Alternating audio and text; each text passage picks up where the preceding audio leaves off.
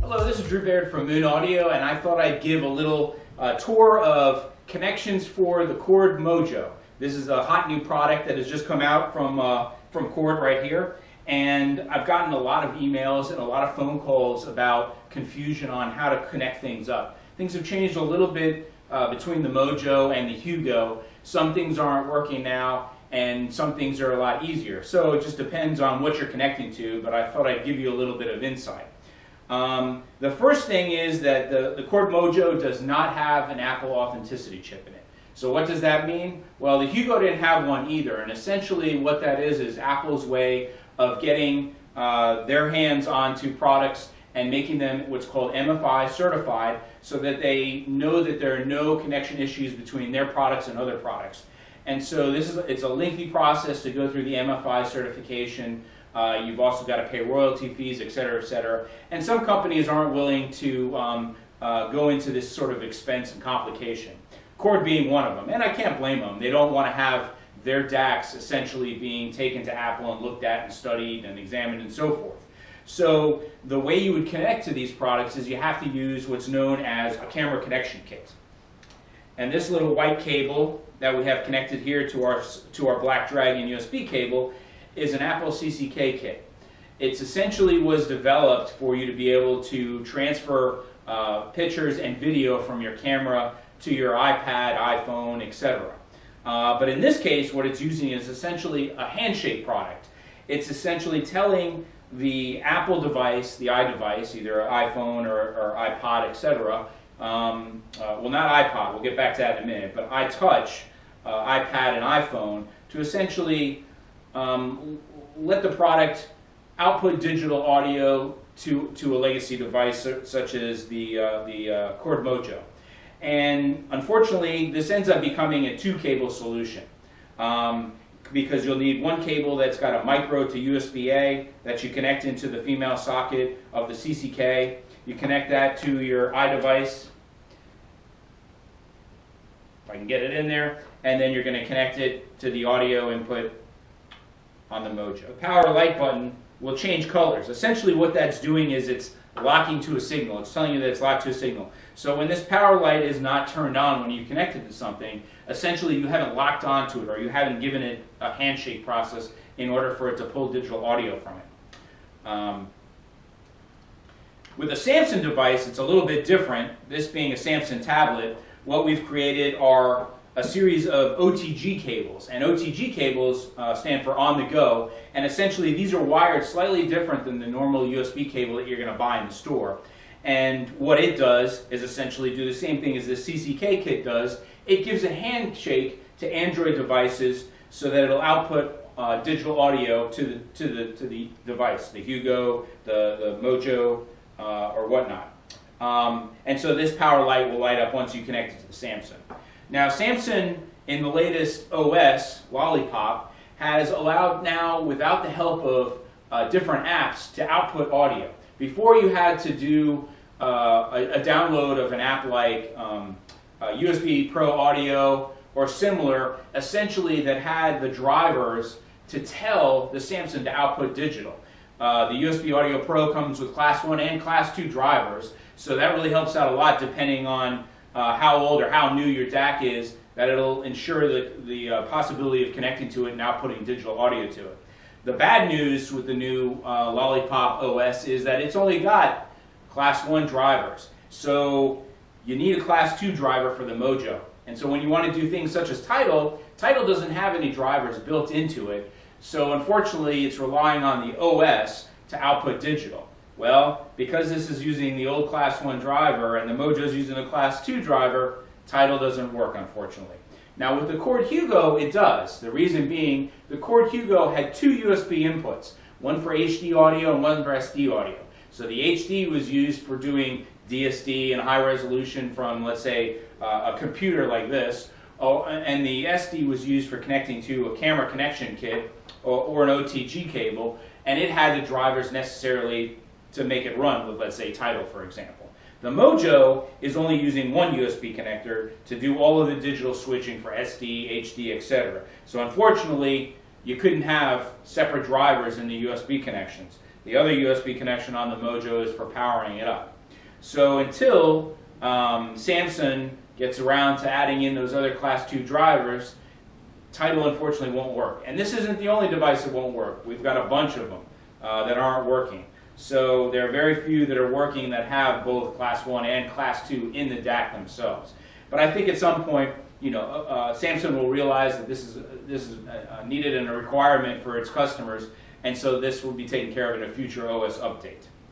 Right here I've got a tablet, which in a tablet situation, most tablets like the Surface or the Dell Venue here has a USB-A connection. So you're going to use one of our Silver Dragon USB-A,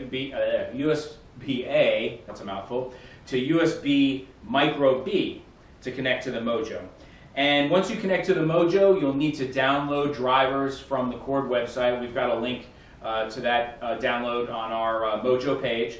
You'll need to download the drivers, install them on your tablet so that you can connect to this device. Now, we've got a couple of vlogs where we give you a little more hands-on instructions about what the Windows control panel looks like for sound properties and what you need to choose and pick. So we're going to put a link at the bottom of this video so that you can go to that location and check it out.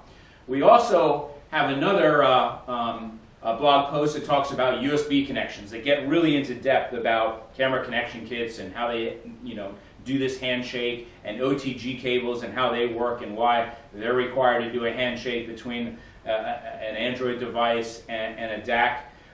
And we're going to post that link also on this video, so you can go take a look at that blog post as well. It'll help a lot. Now, a couple of neat things that I saw when I went to London for the launch party of the Mojo, and some of the questions that I've gotten about the Mojo is in regards to its size. It's a little bit smaller, and this is an iPhone 6 Plus, which is really big, but it's a little bit smaller than the iPhone 6, the regular standard size. This was purposely done because Chord is going to come out with a couple of accessories that are going to add on to the end of it. It's essentially like a little brick attachment that you're going to attach on, and one of them is going to be a solution to get rid of this long dongle. Essentially what that block does is it swallows up the large end of the camera connection kit, making it then a little short cable that'll plug into your phone. So that'll be the first block, and the block is essentially this long, making it almost as long as the iPhone 6. And three other adapters are going to be included at some point as well. One that's going to be for adding Bluetooth to this device, so you can connect to your other Bluetooth devices. There's going to be a Wi-Fi option for connecting to your network and doing UPnP, where you can actually send music from your server or your laptop straight to the Mojo instead of Bluetooth. So that'll sound a lot better because it's got a much larger bandwidth. And then they're also going to have an adapter where you can put SD cards with files on it. I'm assuming this is going to be very similar to the Orander Flow that we sell. The Orander Flow, essentially you can add an SSD card into the inside of the DAC headphone amp, and when you connect to a tablet like this Dell, which only has one USB-A connection, you have a difficult time of struggling with, well, am I going to connect a external hard drive or am I going to connect a DAC? Because there's not a lot of storage on this piece, and so you need an external drive to add more file storage because DSD files and such can become very large. So it's a very nice solution that Orander Flow essentially becomes an external hard drive as well as your headphone DAC and running to one USB connection. Essentially, I think that's what Chord's going to do with their SD card attachment here. They're going to give you a place to store more music for tablets that only have one USB connection. Then the other connection option that we've just created is a new form fit that fits between the Mojo and the AK products. It's just like the others where it's a mini Toslink on one end and a standard Toslink on the other. So you're going to connect that into the headphone output of your AK product, which is a combination port. It's both a headphone jack and a Toslink output, digital output. And we've made this a hardened right angle to right angle connection. So when you connect it to the back of the Mojo, it's got a nice form fit. Very low profile and easy when you stuff it into some of your carrying bags. Once again, there is a little bit of a size difference between the Mojo and the AK. Unfortunately, the block that Chord's doing will go on this end and won't fill in this gap. So I've just been using our standard Moon Audio rubber bands, our medium size, and really all I need is one at the top side to hold the two together, and they stay firmly in place. I'd probably expect that at some point, just like what they did with the Chord Hugo, I imagine that they're going to come out with some kind of case for the Mojo to make these arrangements a little more easier to deal with. So that's the cable for the connection to the AK products. Then you can also use the exact same copy of that, except in what's called a FlexFit version. This one bends around.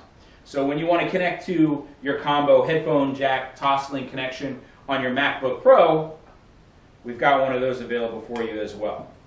And once again, when you connect to the Apple using USB option, which we also can provide, and you'll have to decide for yourself whether you like the optical input versus the USB input. I know with some people, with the Chord Hugo, when connecting to a MacBook Pro, they've actually preferred the Toslink in some cases, depending on what software package you're using. Audio Urbana, Amara, etc. Each one has a different signature, so sometimes you may find that the sound actually sounds better with Toslink versus USB. You'll have to make that a choice, but we've got a cable for both situations, both USB-A to micro to connect between your computer and your Mojo, or the mini Toslink to standard Toslink in a flex form fit connection. I think that's about it for different types of connections. You're welcome to post questions or comments to this video, and we can do a follow-up video if there are some more questions on how to get your Mojo connected to your iDevice, tablet, or computer. Thank you.